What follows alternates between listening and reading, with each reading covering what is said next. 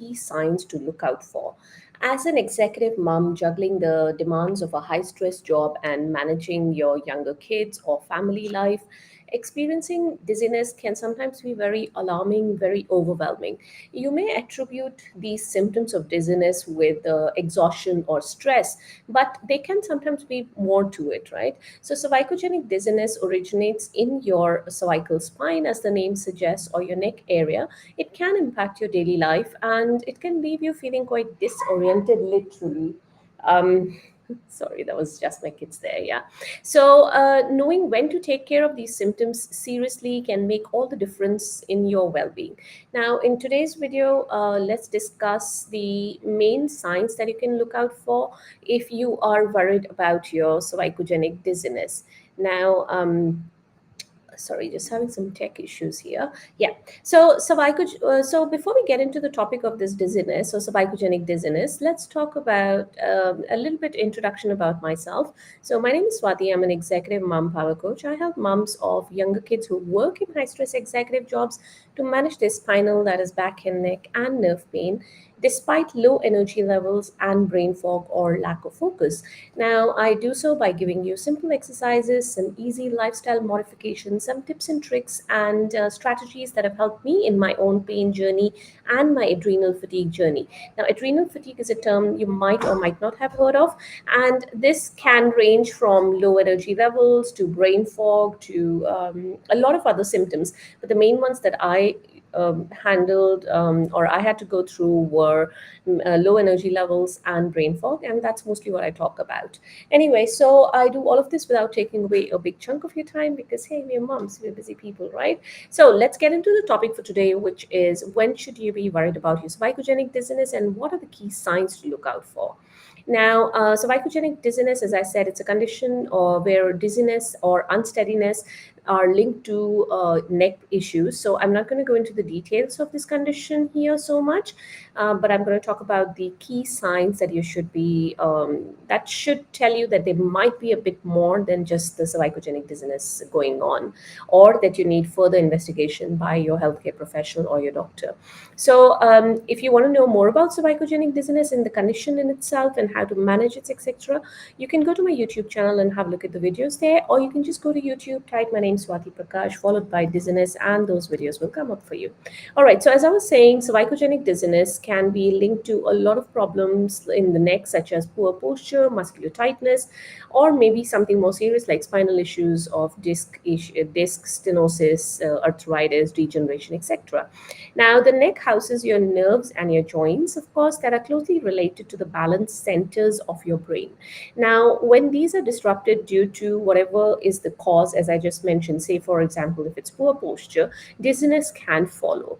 Now, executive moms, unknowingly, we can aggravate these conditions through long hours of sitting at a desk, poor ergonomics, or stress induced muscle tension. So, if you look at somebody who's angry or stressed, usually they're in this closed position, right? So, they tend to have this rounded shoulders and shrugged shoulders and a very tight kind of neck muscles around here in the neck and the upper back as well, upper to mid back as well. So that can contribute to cervicogenic dizziness.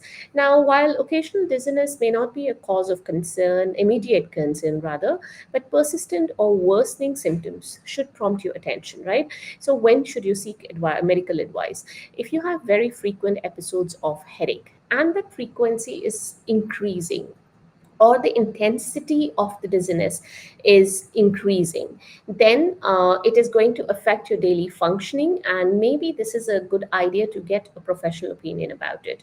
Now, of course, as a busy mom, as a busy executive mom or a working mom, recurring symptoms are going to impact your productivity, they're going to impact your parenting and your general everyday activities, right? So just looking at my notes here. So yeah, if you associated neck pain, if you have associated neck pain with your dizziness, and or if you have stiffness associated with that neck pain and dizziness, and if it is most of the times it's deeper, like musculoskeletal or nerve issues or nerve involvement in the neck area. However, if this neck pain or stiffness is gradually increasing, and even if your dizziness is increasing or not in relation to this, I think it's a good idea to have this looked at. If you have nausea and balance issues, now sometimes dizziness is accompanied by nausea and balance, but if you have difficulty walking or if you are having frequent falls, definitely go and have a word with your doctor. This is not something that you want to ignore.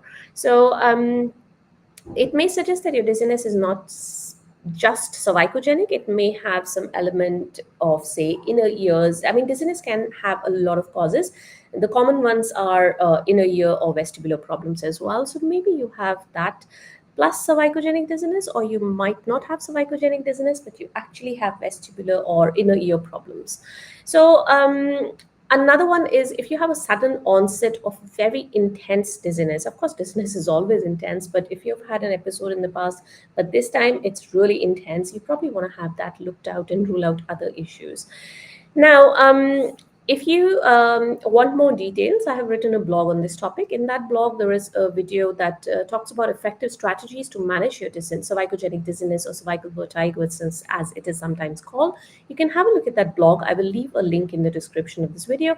If you're watching on Instagram, it will be the link to the blog will be in my bio, or you can just message me the word cervicogenic dizziness, and I will send it across to you. The blog also has a free guide, which is your neck the cause of your cervicogenic dizziness or your cervical vertigo? So you can have a look at that guide. It'll take you step by step and let you know if your dizziness is actually originating in your neck or your cervical spine area. So it's quite a useful guide, and the feedback that I've gotten from people has been positive. So have a look at that. It's a free one, so you feel free to go through it. And of course, if you have any questions, any comments on this video, do let me know. I'll be happy to help you out. Alrighty, I'll see you guys next time. Bye.